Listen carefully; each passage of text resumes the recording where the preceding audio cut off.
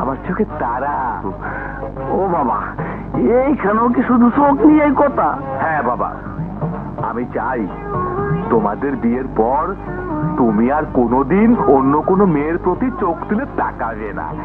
আচ্ছা, আপনি কি চোখ ছাড়ার অন্য কোনো কথা বলতে পারেন না? কি করে বলবো বাবা, বিজলি আমার চোখের মনি।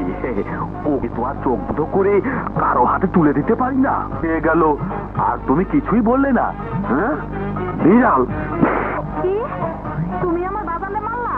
ও বাবা, আসলে হয়েছে কি, বাবা বিড়াল রে বিলাই কনে, আমার খুব খারাপ লাগছে।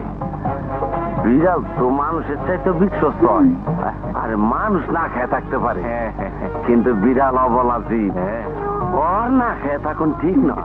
বাবা বাবা, কি দারুণ চিন্তা, কি সুন্দর কথা। আসলে তোমার মতো ছেলেই হয় না, তোমার মনটাও খুব সুন্দর।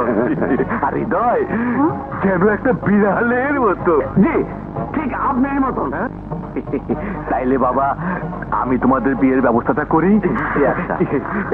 জামা বিজলি, ওকে গেট পর্যন্ত পৌঁছে দিয়ে আয়। আচ্ছা বাজান, আসো। আল্লাহ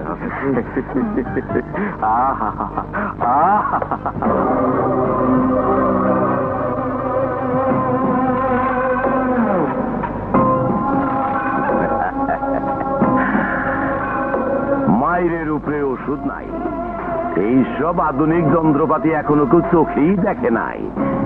এইসব আমাগো হাতে আইলে আমাগো ক্ষমতা মেলা বাইরা যাইব।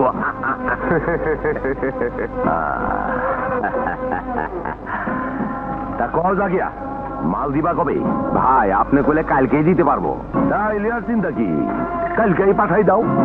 লাল ভাই, মালগুলো তোর দায়িত্বে নিয়ে আইবি, কিন্তু সাবধান, এইসব খবর যেন কোনো কাক পক্ষীও টের না পায়, তাইলে 12টা বাইজা যাইব।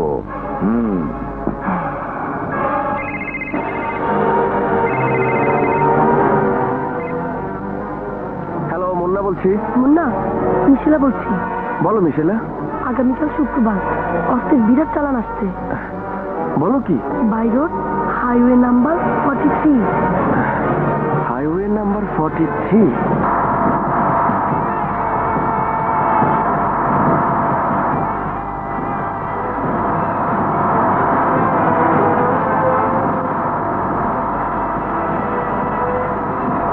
ভাই পুলিশ, হাত বেড়া তো পুলিশ, কিসে বলা ওই হারামজাদা ইন্সপেক্টর রে। গাড়ি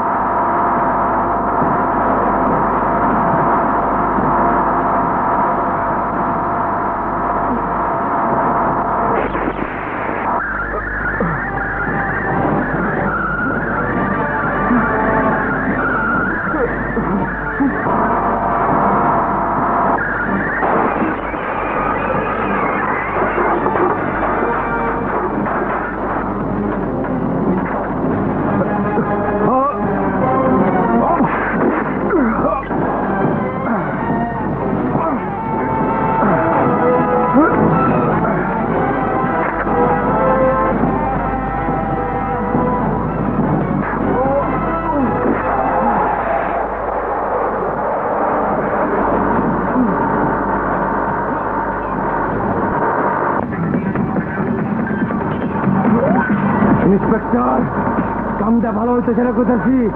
আমার ছায়া দে, আমার ছায়া দে কোথাছি, ছায়া দে। আমার বাইরে তো তুই চিনোস, ছায়া দে, ছায়া দে কোথাছি। তোর খবর লইব, তুই যা চাস আমি চাই দেব। আমার ছায়া দে।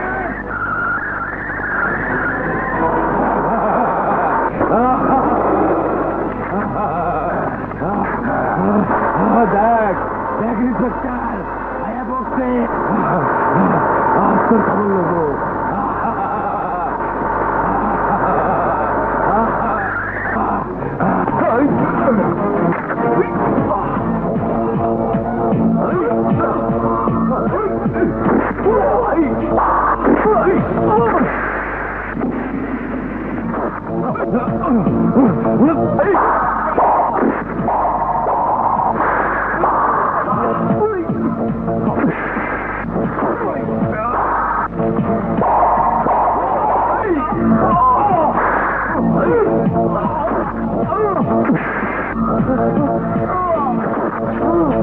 মার খাস না, মার খাস না।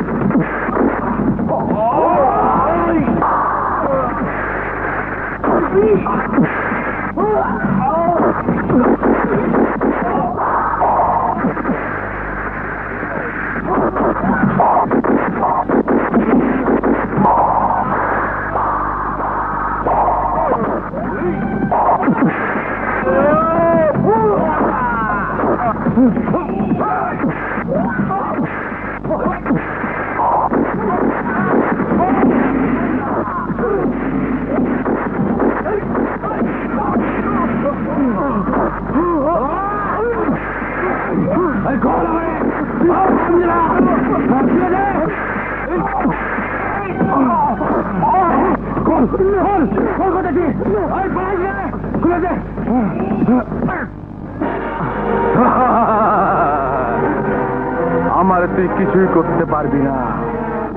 আমার ভাইয়ের ক্ষমতা তুই জানোস না। এখান থেকে সে আমারে বাহির করবই।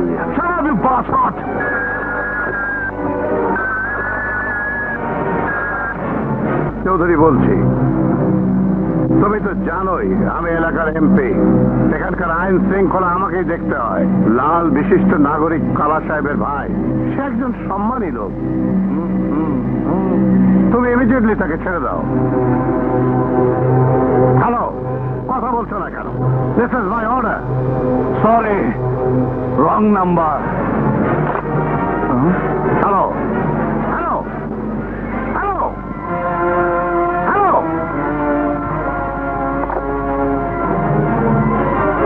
জানতাম আরামদাদা ইন্সপেক্টর কারোর কথায় পাত্তা দেয় না। তো একটা কথা মনে রাখবা, আমার ভাইয়ের কিছু হইলে আমি কিন্তু তোমাকেও ছাড়বো না। কেয়ামত কইটা দেবো, কেয়ামত। জানো তো মায়ের উপরে ওষুধ নাই।